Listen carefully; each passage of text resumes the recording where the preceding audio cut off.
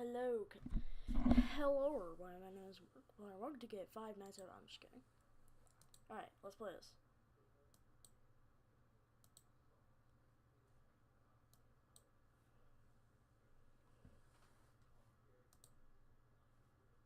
Alright. Oh my god. They're finally revealing, hey, this is the new trailer. I'm just kidding. Yeah. First of all,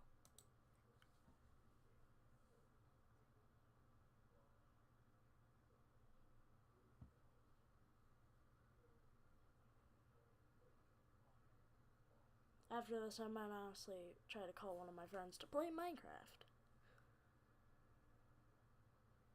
Exactly. I am going to do that. Thank you for reminding me. That ain't the strongest armor. Oh, wait, never mind.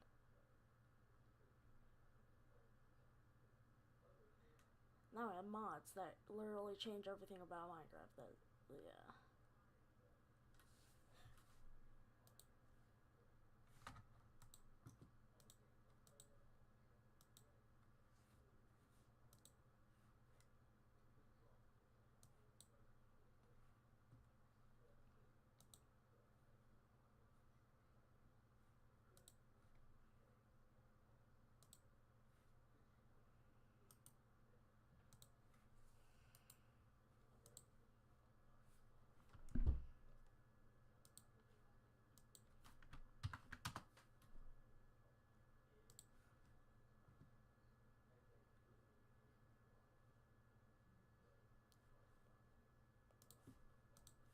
Alright, I'm just gonna stop doing things not like that. I'm just gonna start watching, don't worry.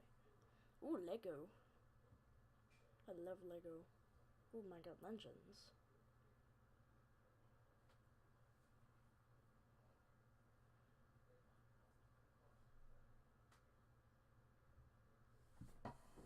There's... Oh, hold on. There it is now. I'm gonna try to see chat on.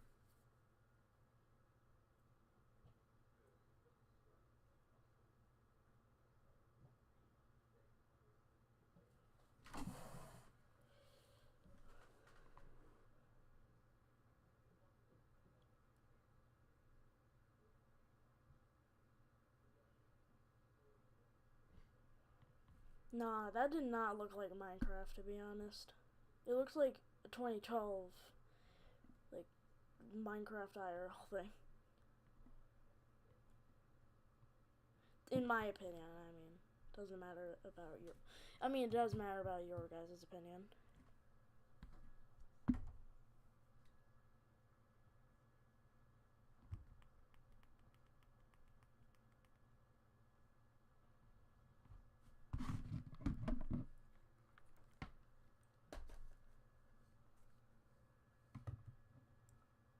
Interesting.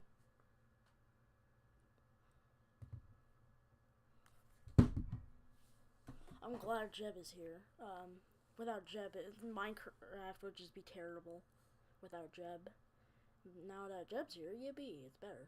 It's way better than I anticipated. Sometimes it would make me angry on Bedrock, but I'm glad they kept Java. Very glad that they kept Java. Ooh, B. Mojang Studios.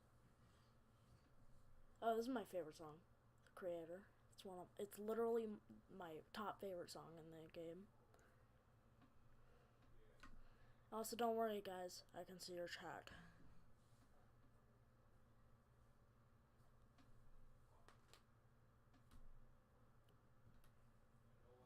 I can see the chat. Nobody's chatting. Not Minecraft live chat. I'm talking about like in my stream chat. New biome.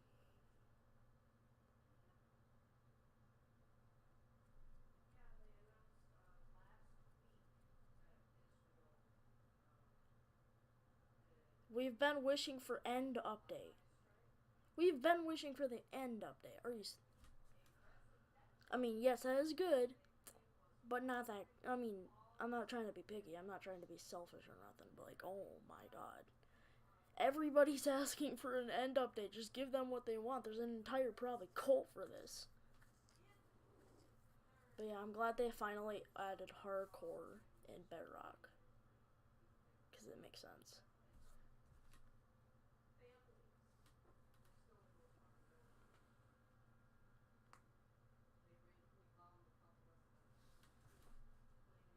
I guess.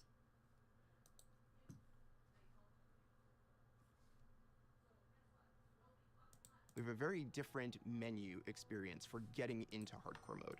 So in Bedrock, we have this nice little toggle that you flip that says, I want to play this in hardcore mode. But my favorite part is that in the corner where you have your little image of your world that you're about to join, a little outline appears, and then the hardcore heart like starts to pulse there. Well, so you really know that you're going to have a very difficult experience in front of you. When you've been playing Minecraft for a long time, you get into a routine, and you do things on the regular that are just very normal for you. When you play hardcore mode, you have to break that routine and create an entirely new way to play that is maybe a little bit more risk averse, unless you want to play very often, very short bursts. But your experience is always going to be unique and very different, because that one life to live changes the entire way that you play. We're super excited for you to try hardcore mode, and maybe you'll feel a little safer if you're able to bring those extra items with you in the new bundles.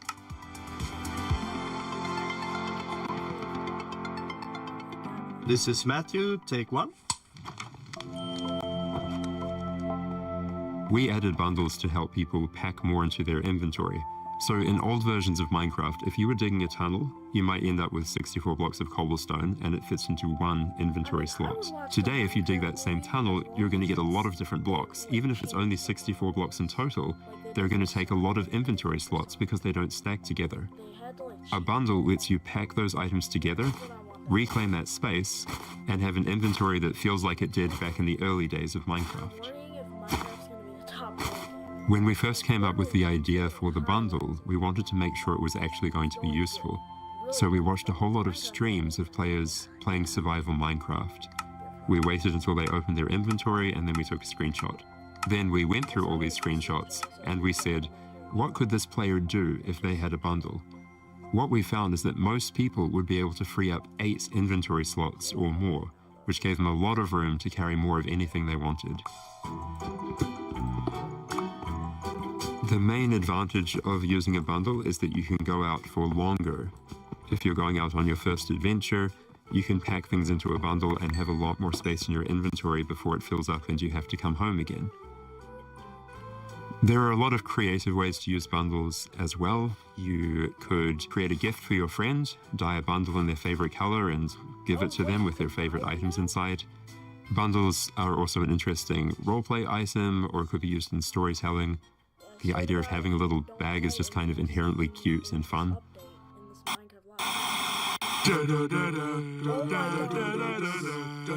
Villager news. Breaking news! We interrupt this Minecraft Live broadcast for a special report. There's been a monster sighting. Here's villager number 9. Thanks, number 5. Villager number 15 here says there's a monstrous creature right there in those woods. So, number 15, have you ever lied on the news before? What? I'm not lying. I was with my group and the monster, it got all of them. They're all gone. Maybe they just don't like you. You know, because of all the lies. What? That's ridiculous. I'm alright to put an end to these clear fabrications. I'm gonna go into the spooky forest and prove there's no monster. Alright, let's go. Oh, you're heading into the woods. Very well, but I must warn you. Those who enter there never return here. What? Why not? Oh, no, this is just the entrance, darling. The exit's over there. All right, come on. Everybody keep their eyes peeled for monsters. Of course, we know there's no such thing. What about zombies? Or skeletons? What about dragon? It didn't look like any of those. All right, what did it look like? I couldn't see it clearly. It was behind a tree. Convenient. Hey, wait. Does anyone feel like we're being watched? I hope so. We need the ratings. Did anybody hear that? Hey, what? The creaking. I'd say it was more of a crunching. Hey, wait. Where's villager number 31? Is that XP? Ah! The monster got her! Oh no! It's happening again! No, that could have been anybody's XP. And emeralds. And sign that says, I'm villager number 31, help me, I'm being attacked by a monster. It's circumstantial at best. Right. Let's move on. Yeah, that does make sense. All right, well, I'm convinced. Let's keep going. I thought he said there were monsters. Yeah, where's the monster? All right, we've been here for a while and we haven't seen any monsters. Yeah, we should make our way back. Which way was that again? Oh no, we're lost! No! Does anyone know the way back? Villager number 47 will know. He's a cartographer. Where's villager number 47? Hey, someone left a map in all this XP. Maybe there is a monster. There's no monster. Who said that? It's gonna get us! Villager number 5. It appears that a wave of hysteria has afflicted the group. I stand by the notion that there are no monsters in the wood. Wait a minute. There's too much XP. That's not... I'm not saying it has to be accurate. I'm just saying... Related reasons. Come on! Huh? Hey, what's behind that tree? Oh no, villager number 9! Villager number 9, are you there? Is anybody there?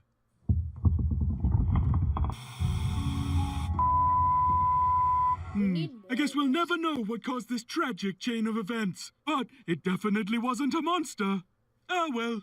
Sorry for interrupting the show. Now back to Minecraft Live! Alright, they need more of this in the actual game. Villager news.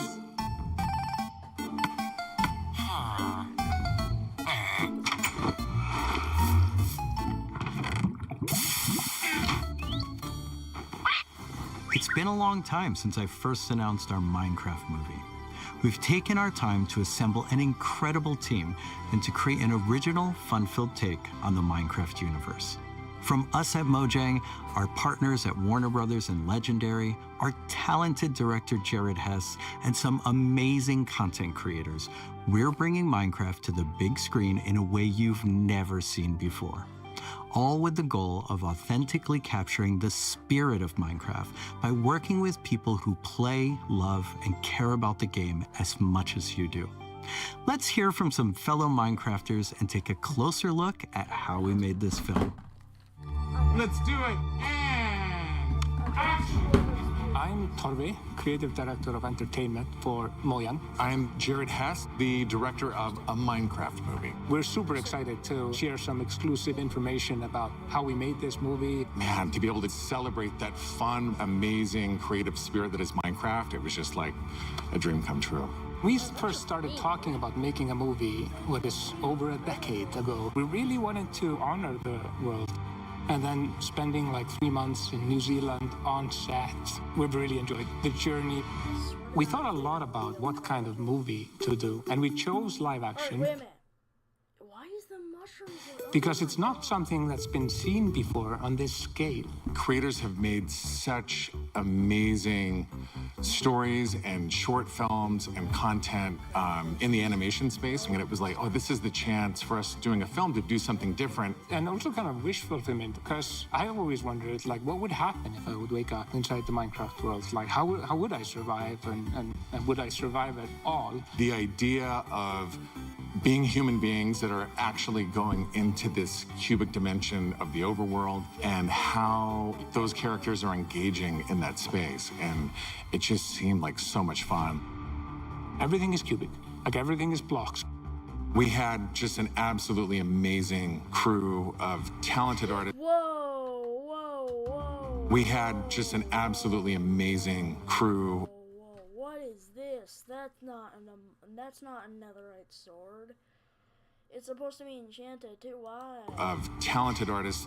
You know, our production designer, Grant Major, he was the production designer for the original Lord of the Rings trilogy. We also are working with Weta, and they all had their own personal relationship with the game. So when they started designing and drawing, it just really popped. What I like about what you did is that the choices you make, they support the story and the character. Part of that is because just like every Minecrafter, every player, they bring their own original story to what they're doing. It's very intentional that this movie is called a Minecraft movie as opposed to the Minecraft movie. We have an ensemble of characters, these unlikely misfits that get thrown into this adventure into the overworld. And we experience a lot of that through one of our characters named Henry, who's a young man going through a tough time in his life, and he literally has to create to survive. You know, I saw him on the page and I was like reading the script, like, oh wait, he's like, you know, a young kid hanging in his room, like building and making stuff. But that's what he is. He's like a maker and he's a creator. Such a big part of Minecraft has been the creator community and modding. So we thought that Henry, the Henry character, could represent. Oh wow, I didn't know you had basically viewers. The person who takes the vanilla game and tweaks it and adjusts it, and then he comes into the Minecraft world and he meets Steve, and Steve knows everything about vanilla Minecraft. We've always said that Steve isn't really a character. Like, Steve is what you make him, right? Yeah. And we've all embodied Steve and been Steve and done different things. So our Steve in this movie is Jack Black. He's such a huge fan of the game. After a long day of shooting, he was up until the wee hours of the night playing. It was so funny because he would show up and be like, oh, dude, it's my day. We got to try this thing, dude. You know, some build that he did or something gnarly that happened to him. He just loves the idea that he's able to bring his version of Steve to life. Play it from the top one more time. Figuring out crafting was super fun. When the game came out, there wasn't a recipe book, and people were like, wait, what happens if I put these things like that? When Garrett's character and these new characters come into the world, they don't know the recipes, they don't know what to do. The Jason Momoa character, Garrett, is a guy that was like a world championship video gamer in the late 1980s, and he kind of peaked then, but he's still stuck in the past. He's got a little bit of arrested development. He's holding on to that former glory. We want to show you a short scene that shows Henry and Garrett and Steve. Steve is kind of demonstrating his skills, and then Garrett tries to demonstrate his skills. Yeah, and Garrett's the noob. Yeah. This is a crafting table. Here's how it works. You place these elements in different patterns, and you got yourself a sweet blade. You want to see a blade? I'll show you a blade. Yeah! Hammer.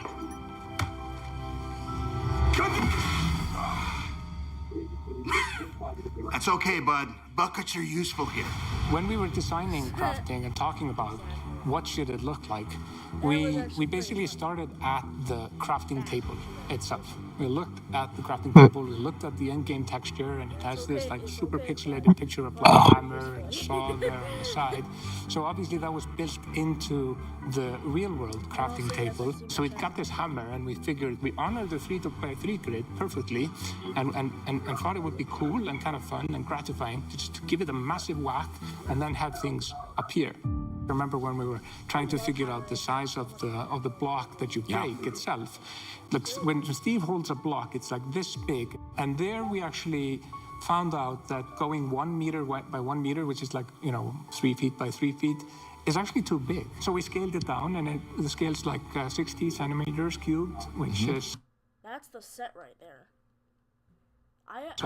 2 feet by 2 feet by 2 feet, and then in the background and maybe in the foreground, we sometimes scaled it down a little bit, but we would always honor powers of 2 because we're programmers and we like powers of 2.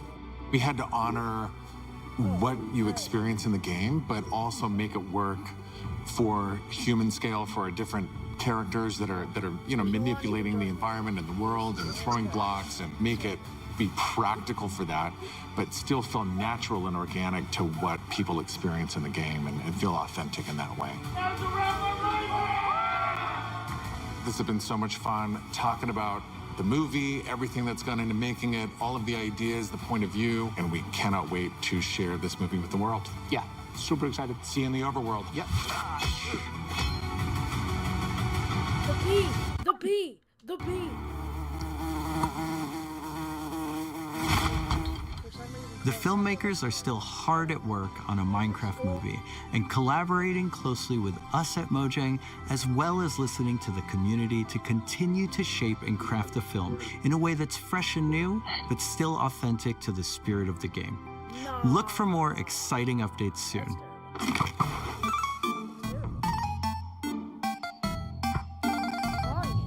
It's gonna be the most terrible movie in the entire decade. Do you want to adventure through Minecraft biomes in real life? You may have your chance with Minecraft Experience Villager Rescue, our first real-world immersive experience where you'll get to journey through a Minecraft adventure in real life. Let's take a behind-the-scenes look before it debuts in Dallas this October and spawning in cities near you in the future. Olivier, please do.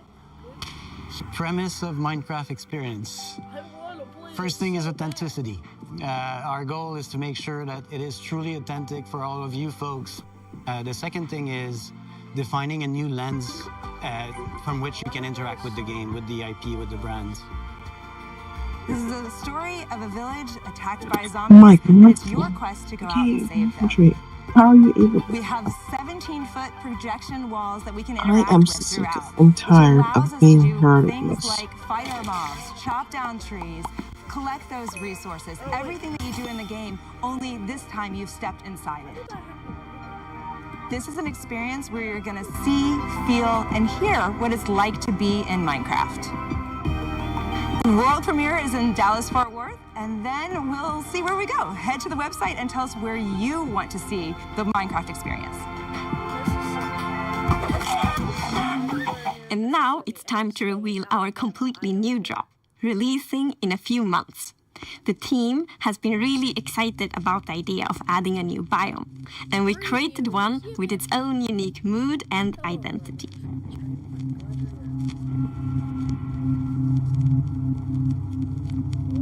During daytime, it's quiet, like almost serene in the new Pale Garden.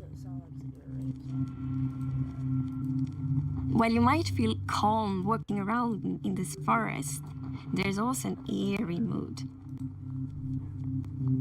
Something isn't quite right. Then, when darkness falls, you indeed feel another side of this place. Like the hanging moss shifts from being pretty to really spooky, and you realize that you're not alone. There's something lurking in the shadows. So everything about this biome feels unfamiliar, and this is by design. We want you to feel a bit curious and scared, like, what is this place? Why is it so different from everything else? What we needed for the biome is to have like a low visibility, and we've created the pale hanging moss for this. This really inhibits like how much you can see and how far you can see, but you can still walk through it. So you're traversing through the forest and you're like trying to find everything, but you don't know what will be behind the hanging moss. Yeah, it gives you kind of a strange feeling when you enter. It's unnaturally quiet and a feeling of something weird's going on here. No, it's really not like horror. I really like the ambiance. So Oh yeah, I'm way past. Save eyes. yeah, and it also interacts with those trees, which is super fun. Yeah, there's a special new block that it has a connection to. When you approach the creaking, you can actually realize that it doesn't take any damage, and when you try to hit it, it points you somewhere in the canopies. That's where basically the creaking heart is, and that's what controls the mob. One of the main themes of the Pale Garden and its inhabitants is that there's a lot of contrast from the rest of the world. So when we made the creaking, we also wanted it to feel unfamiliar and different from other mobs, which is why we made it more asymmetric, to really go on this point of like being different from everything else. The creaking doesn't exist on its own. It's more of like a puppet of the new block, the creaking heart.